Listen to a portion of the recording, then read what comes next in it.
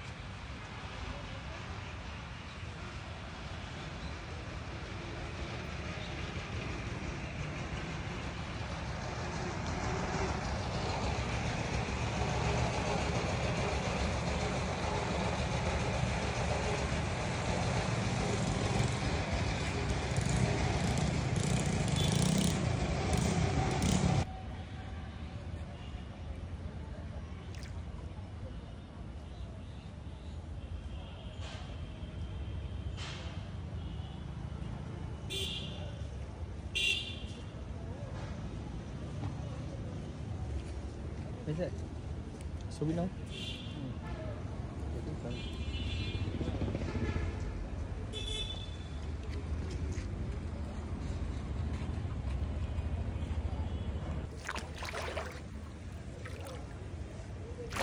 কাকা, আপনি এটা কিভাবে সম্ভব করলেন? আমি পারি সব।